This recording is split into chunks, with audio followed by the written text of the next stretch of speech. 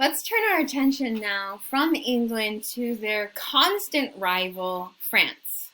France, around the same time, is ruled by Francis I, King of France. And similar and yet different from Henry in every way.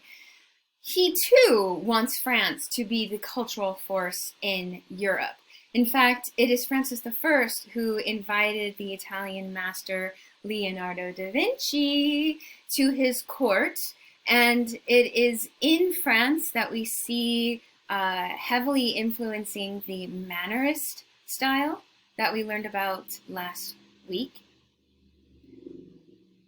The rivalry between these two is ridiculous. You can even see it in these two portraits here, and we're going to look at Francis in more detail.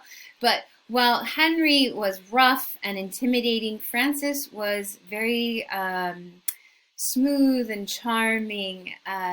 Unlike Henry, who had trouble siring a male heir, Francis had no problem siring a male heir, and lots of little bastard boys all the way around. He was highly educated, but also very refined, and he loved poetry and song, and he loved a dirty joke. And he had a reputation of being very worldly. His subjects, the people of France, they called him the Merry Monarch. You know, he's such a ladies' man and so chivalrous, and he just, okay, another nickname. He had some swagger with the dagger. Okay, I know. Okay, so giving you that background of Francis and his constant back and forth kind of rivalry with Henry VIII, let's look at Francis's portrait.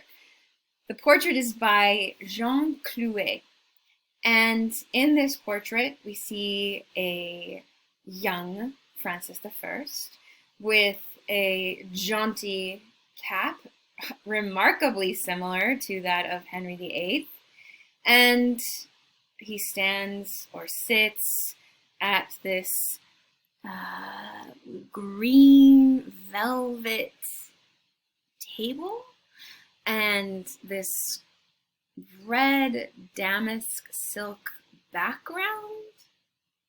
I'm giving you it with a question like, huh? Because it's quite ambiguous. The artist, Clouet, has not given us a lot of information here. It's ambiguous like what we see in Mannerist artworks. And in this artwork, I like to highlight the fact that the term Mannerism is mostly associated with the Italian artists of the time. But those same characteristics of Mannerism that we've already learned about can easily be identified in works from Northern Europe, such as Jean Clouet's Francis I. It's not, you're not incorrect if you see those similarities of like hyper idealized figures, ambiguous spaces, awkward postures and positions. That is happening at the same time, and it's just that within the argument, the field of art history, we don't always identify Northern Renaissance as Mannerism because of those Italian Renaissance snobs and Mannerist snobs. Okay, so, wait. Also, one more thing. Francis I, he is the king who received that bizarre allegory of Venus and Cupid. Remember, this had been a gift to Francis from Cosimo de' Medici, the Duke of Tuscany, and it was painted by Bronzino in the Mannerist style. And so we see here another connection to Mannerism between France and Italy. But let's look at this as a comparison between Henry, because they are constantly comparing themselves to each other, okay? So using the same methods of analysis that we had for Henry, let's now look at Francis. They both wear these big, elaborate vests and sleeves of extremely expensive silk. And then, oh, look at the details here of Francis's So he's got his gold chain as well. And then his is a black velvet with gold embroidery and ribbons that go down through his vest. And look at his undershirt is lined with this black stitching. He too holds a weapon in his hand and riding gloves in the other. And he too has a very similar cap. Now, this is because it's all the rage. It's the fashion. So we see two men of high fashion presenting themselves. But whereas Henry, we discussed him as arrogant and big and pompous, how would you describe Francis? What's his personality? Again, let's use that idea of him walking into our classroom.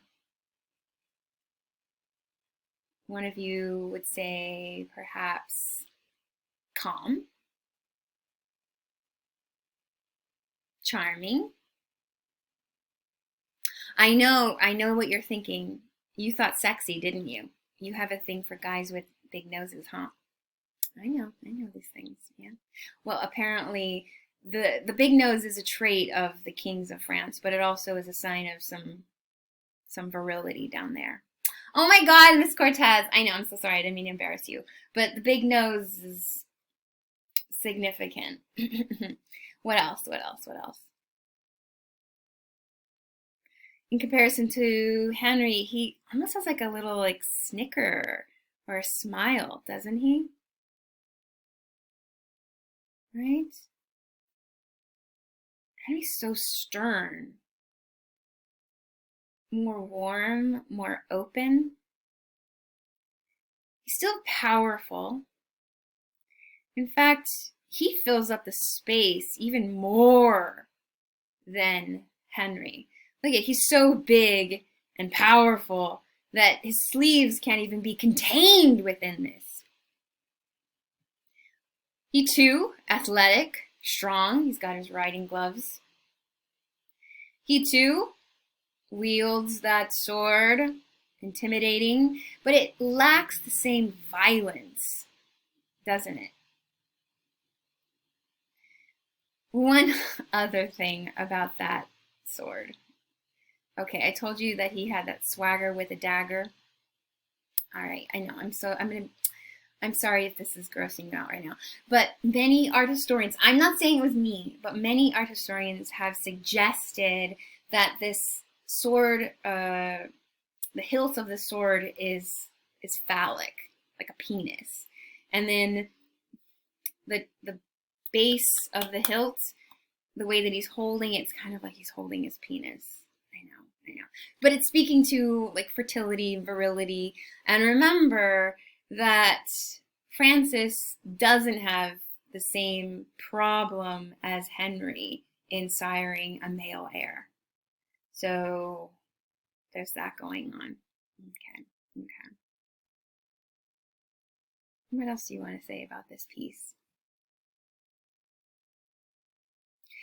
The hands.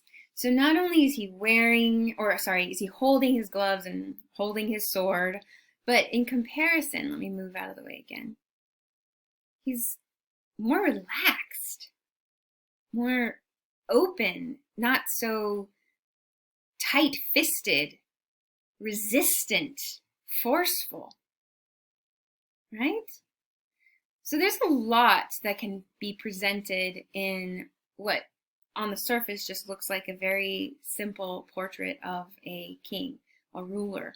Now, as we continue through the semester, we're going to be looking more and more at these ruler portraits, and I want us to start being comfortable and using our skills of observation and how we see and interpret their posture, their hands, their face. Okay? Okay.